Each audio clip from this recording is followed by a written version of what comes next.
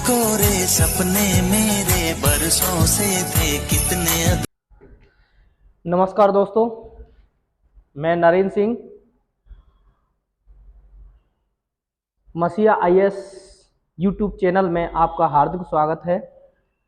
और हम पढ़ रहे थे भारत का भौगोलिक विभाजन का चैप्टर, जिसमें हम देख रहे थे उत्तर का पर्वतीय प्रदेश, यानी विविधता के आधार पर हमने भारत के भौगोलिक विभाजन को 4 भागों में बांटा, जिसमें उत्तर का पर्वतीय प्रदेश, उत्तर के पर्वतीय प्रदेश को हमने बांटा 4 भागों में। एक आपका ट्रांस हिमालय, दूसरा बृहद हिमालय, तीसरा आपका लघु हिमालय और चौथा शिवालिक रेंज या शिवालिक श्रेणी। तो ट्रांस हिमालय को हम पढ़ चुके हैं। अब ट्रांस हिमालय के अंतर्गत जो श्रेणियां आती हैं, जैसे कि काराकोरम श्रेणी, जैसे कि लद्दाख श्रेणी, जैसे कि अगर अब हम बात करें तो आपकी जास्कर श्रेणी, और नीचे आपकी पीर पंजाल श्रेणी, ये आती हैं। हम इन्हीं को पढ़ेंगे आज। तो देखते हैं दोस्तों, ट्रांस हिमालय का पाठ, ट्रांस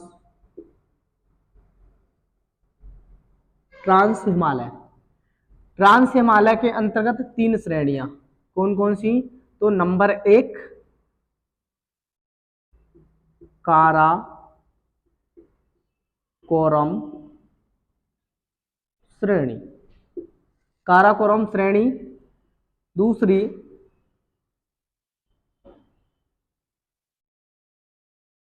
लद्दाख श्रेणी।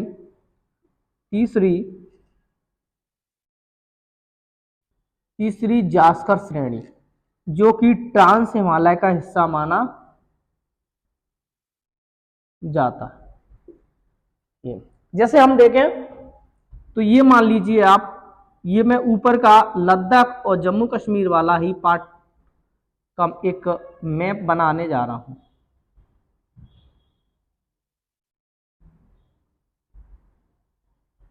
ये मान लीजिए यहां से यहां तक देखा जाता है, ये वाला पार्ट, ये आपका ये वाला पार्ट जो देखा जाता है, ये ऊपर का जो यहाँ अपना लद्दाख फैला हुआ है, ये लद्दाख हो गया, ये लद्दाख है, ये अपना जम्मू कश्मीर है। तो लद्दाख और जम्मू कश्मीर वाले पार्ट को ही हम ट्रांस हिमालय कहते हैं।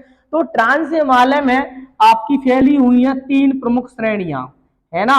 एक 3 प्रमुख श्रेणियां, एक आपकी काराकोरम, दूसरी आपकी लद्दाख और तीसरी आपकी जास्कर।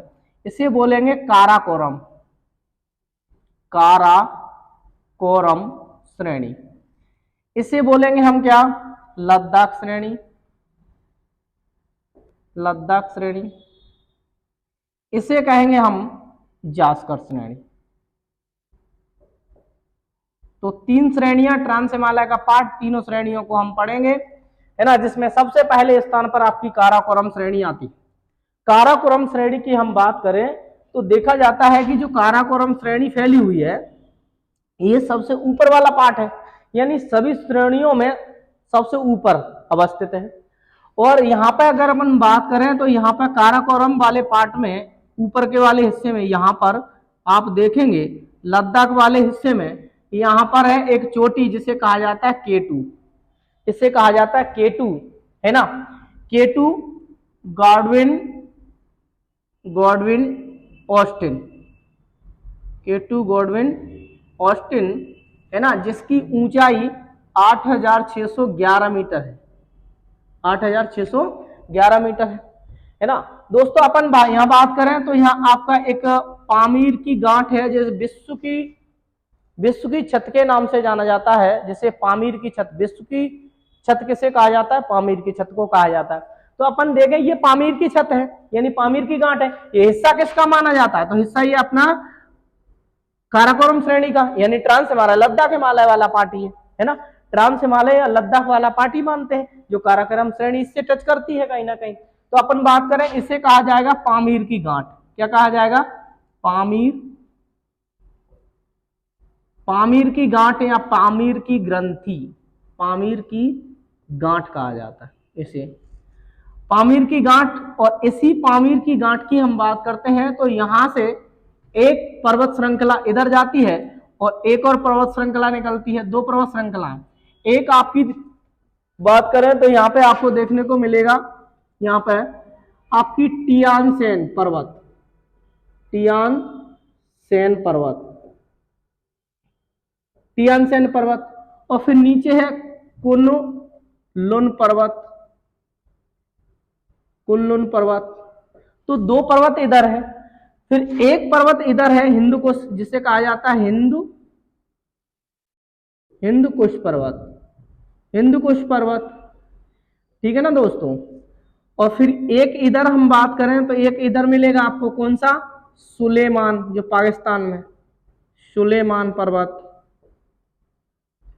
और इधर मिलेगा आपका कीरथर पर्वत, कीरथर पर्वत। ये दोनों ही पाकिस्तान में है, पाकिस्तान में है ना, पाकिस्तान में दोनों ही। तो मैं बताना चाह रहा था दोस्तों कि काराकोरम श्रेणी कहां पर अवस्थित है। काराकोरम श्रेणी केवल यहां तक नहीं है, ये आपका चाइना में भी जाती है।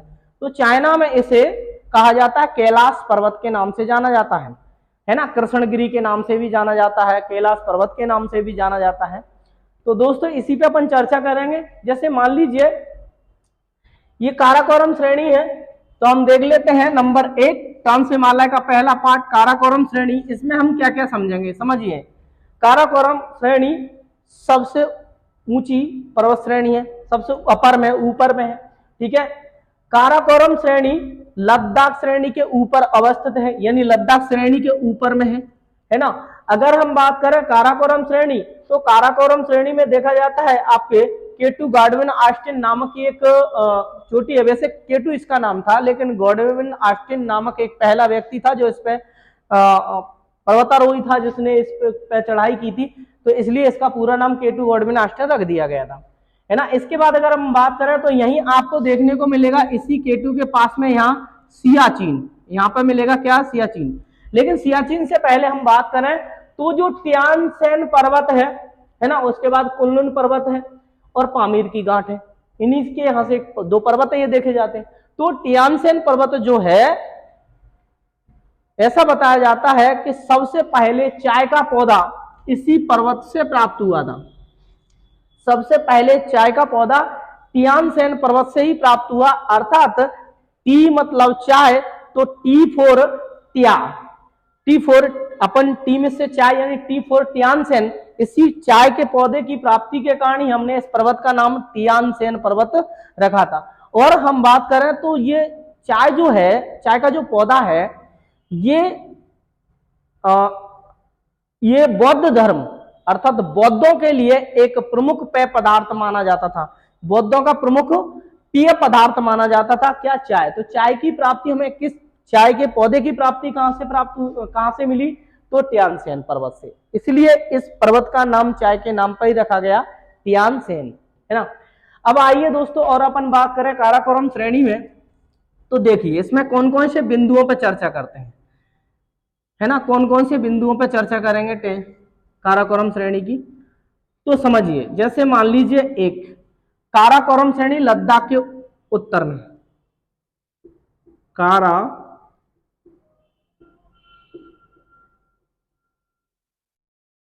श्रेणी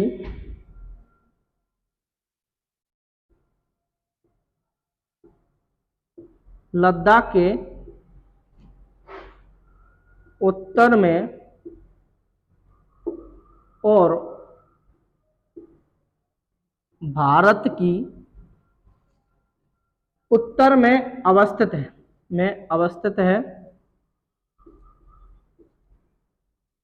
है और भारत की सबसे ऊंचाई पर अवस्थित श्रेणी है, अवस्थित श्रेणी है। एक पॉइंट। दूसरा, यह ट्रांस हिमालय का भाग है, यह ट्रांस हिमालय के साथ साथ, यह ट्रांस हिमालय के साथ साथ उत्तर के पर्वतीय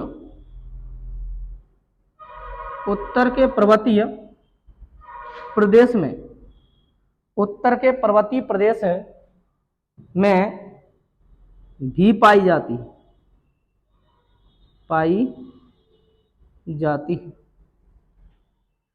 तीसरा पॉइंट हम क्या लिखेंगे,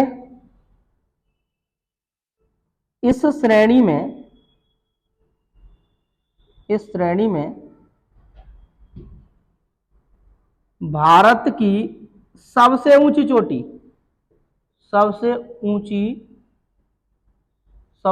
चोटी K2 अवस्थित है। K2 गॉडविन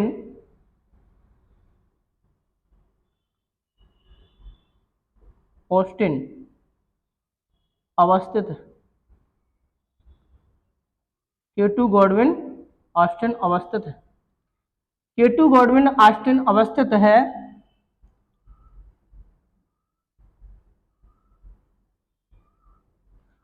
है। K2 गॉडविन ऑस्टिन अवस्थित है। K2 की कुल लंबाई 8,611 मीटर। ये भारत की सबसे ऊंची चोटी है और विश्व की दूसरे नंबर की सबसे ऊंची चोटी है ना। भारत की सबसे ऊंची चोटी और विश्व की दूसरे नंबर की सबसे ऊंची चोटी है। तो अपन बात करें यहां पर, ये दूसरे नंबर की सबसे ऊंची चोटी है, तो हम देख सकते हैं कि इस चोटी के अंतर्गत देखा जाता है कि भारत की सबसे ऊंचे स्थान पर भी अवस्थित है। अब तो K2 गॉडविन ऑस्टिन, एक चौथा पॉइंट, K2 गॉडविन ऑस्टिन विश्व की दूसरी सबसे ऊंची चोटी है। दूसरी सबसे ऊंची चोटी है। कुल लंबाई मैंने पहले ही बता दी थी 8,1100। ये कुल ऊंचाई है, ये ऊंचाई है ना, ये ऊंचाई है। तो दूसरे नंबर की कौन सी है, दूसरे नंबर की होगी, तो पहले नंबर की प्रथम सबसे ऊंची चोटी, विश्व की प्रथम ऊंची चोटी, विश्व की प्रथम ऊंची चोटी माउंट एवरेस्ट।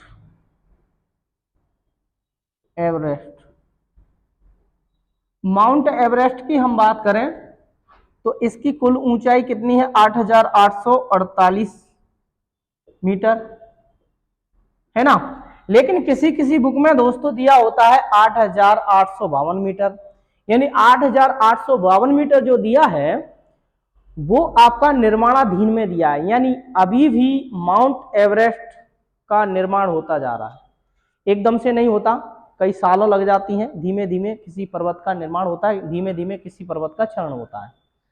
तो निर्माणाधीन होने के कारण इसका कभी कभार 8,852 मीटर ऊंचाई बता दी जाती है किन्हीं किन्हीं बुक में। तो कंफ्यूजन नहीं होना है, सही आंसर आपको यही टिक करना है, अगर ऑप्शन में है तो, नहीं है तो फिर अपन इसको टिक ही करेंगे, ठीक है ना। अब देखिए ट्रांस हिमालय की सबसे ऊंची चोटी K2 गॉडविन ऑस्टिन, काराकोरम की सबसे ऊंची चोटी K2 गॉडविन ऑस्टिन, भारत की सबसे ऊंची चोटी K2 गॉडविन ऑस्टिन। इसको तीन प्रकार से अपन देख सकते हैं, इससे तीन प्रकार से क्वेश्चन आ सकते हैं। अगर हम बात करें तो फिर देखा जाएगा कि भारत की सीमा पर अवस्थित सबसे ऊंची चोटी कौन सी है ना। तो दूसरा क्वेश्चन, एक और क्वेश्चन क्लियर कर लें, भारत की सीमा पर अवस्थित भारत की सीमा पर अवस्थित सबसे ऊंची चोटी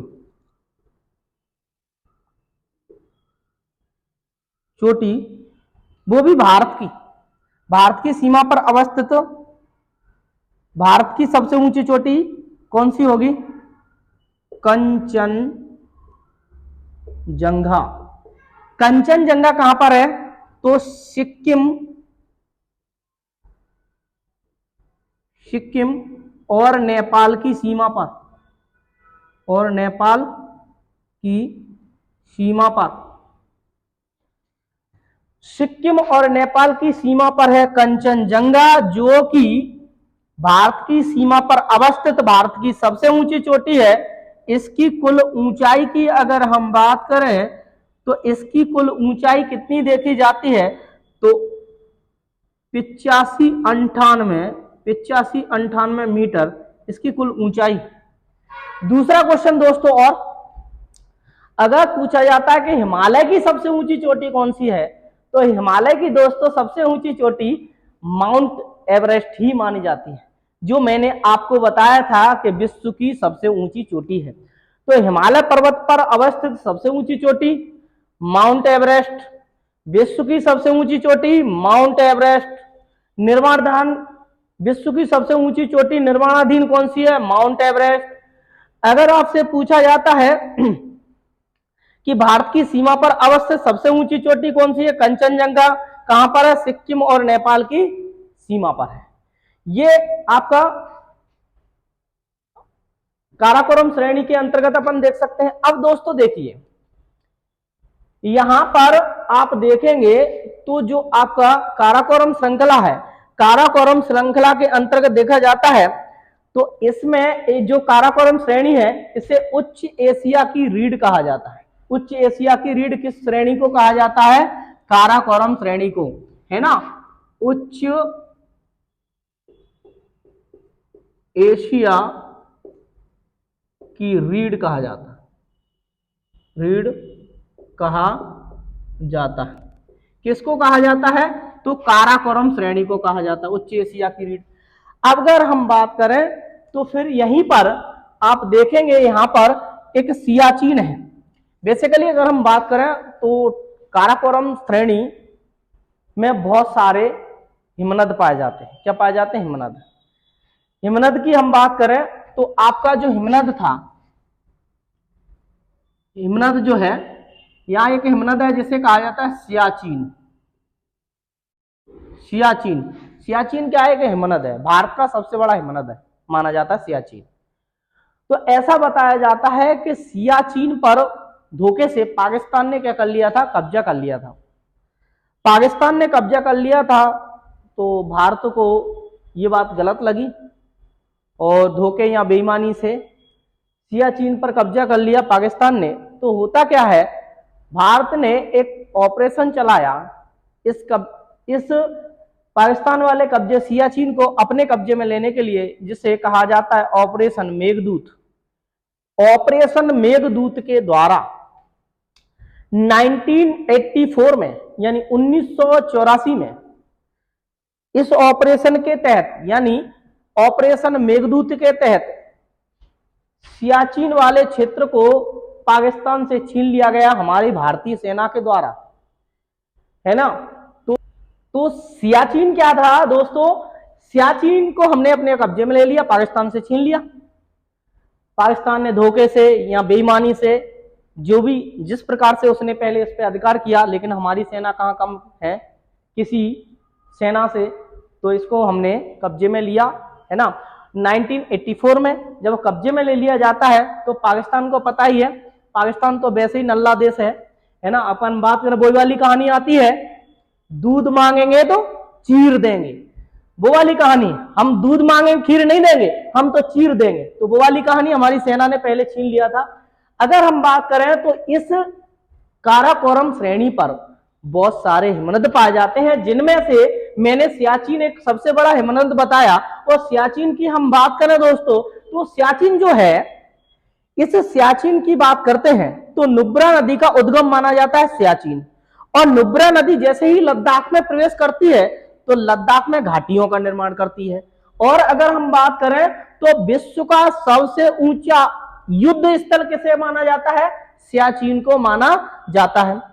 दुनिया का सबसे ऊंचा युद्ध स्थल सियाचिन को माना जाता है, तो सबसे पहली बार एक शिवा चौहान नामक महिला को सबसे पहले इसी सियाचिन पर तैनात किया गया था। शिवा चौहान करके एक महिला थी, ये प्रथम महिला थी जो सबसे पहले सियाचिन युद्ध स्थल पर तैनात की गई थी। अगर हम बात करें दोस्तों, तो जो नुब्रा नदी है यहीं से निकलती है। अगर हम बात करें, मान लेते हैं ये अपनी काराकोरम श्रेणी है, ये अपनी काराकोरम श्रेणी मान लेते हैं अपन। काराकोरम श्रेणी की अपन बात करते हैं तो ये मान लीजिए आप एक नदी है ना, एक नदी है ये, और एक नदी है ये ऊपर वाले पार्ट से आ रही गुजरते हुए, इस प्रकार से गुजर रही है। तो यहां से एक नदी आती, ये तो अपनी हो गई शोक नदी, शोक नदी, और ये हो गई आपकी नुब्रा नदी, नुब्रा नदी है ना, एक नुब्रा नदी ये हो गई। दोस्तों यहीं से एक नदी आती है जिसका नाम है गलवान नदी, गलवान नदी। ये गलवान घाटी है जो इसी नदी के द्वारा बनाई गई है, और चाइना से कई बार चाइना से इसी घाटी को लेकर कई बार विवाद हुआ है भारत के साथ में, है ना। तो गलवान नदी मिलती है शोक नदी में, और अगर हम बात करें तो नुब्रा नदी का उद्गम माना जाता है आपका कौन सा, सियाचिन, सियाचिन नुब्रा का उद्गम माना जाता है। इधर लग जाता है आपका पूरा लद्दाख, और लद्दाख में नुब्रा घाटी का निर्माण करती है नुब्रा नदी। अगर हम बात करें तो आप देख अक्साई चीन, जो अक्साई चीन है, गलवान नदी के द्वारा अक्साई चीन अलग अलग किया जाता है। गलवान नदी के द्वारा अक्साई चीन का भाग अलग कर दिया जाता है, यानी विभाजन करती है कहीं ना कहीं गलवान नदी। तो इस प्रकार से दोस्तों हम देख सकते हैं कि आपका ये एक पहला पार्ट था जो ट्रांस हिमालय का पहला पार्ट, जिसे हम बोलते हैं एक श्रेणी के रूप में, जिसे अपन बोलते हैं काराकोरम श्रेणी, है ना। दोस्तों नमस्कार, जय श्री राम, जय भीम। दोस्तों जय श्री कृष्णा, ढेर सारी शुभकामनाएं। आप अच्छे से रहिए, मस्त रहिए, देश को एकता में बांधे रखिएगा। और दोस्तों मैं कहना चाहूंगा कि जहां एकता होती है वहां विजय होती है। आप एकता में रहिए, हमें किसी धर्म, किसी जाति, किसी मूल वंश, किसी भी प्रकार के व्यक्ति से कोई हिंसा पैदा नहीं करनी है ना, क्योंकि देश का माहौल इस प्रकार से बना के रखा है, विभिन्न प्रकार के लोगों से मैं नाम नहीं ले सकता, है ना। तो आप समझ सकते हैं, है ना, हमारे देश के ख्याति प्राप्त जो विदेशों में तिरंगा झंडा लहरा लहरा कर आए हैं, गोल्ड मेडल जीत के आई है हमारी बहना, है ना, उन्हें आज संघर्ष का जीवन जीना पड़ रहा है। कई रातें उनके साथ में ऐसी बीती हैं कि हम बता नहीं सकते, है ना। बाकी सब आप लोगों को पता ही है। तो भारत एक अनेकता में एकता की भावना, बंधुत्व की भावना में रहिए, आप मस्त रहिए, किसी से कोई मतलब नहीं है। बाकी जो तोड़ फोड़ वाले लोगों का काम है, एक समय आने पर वो खुद ही इस देश से अपने आप हाथ जोड़ने लग जाएंगे। तो इस धरती को सलाम जिसमें मुझे पैदा किया इस धरती में आके, और उस माँ को सलाम जिसने मुझे इस दुनिया में लाके खड़ा किया, मुझे जन्म दिया।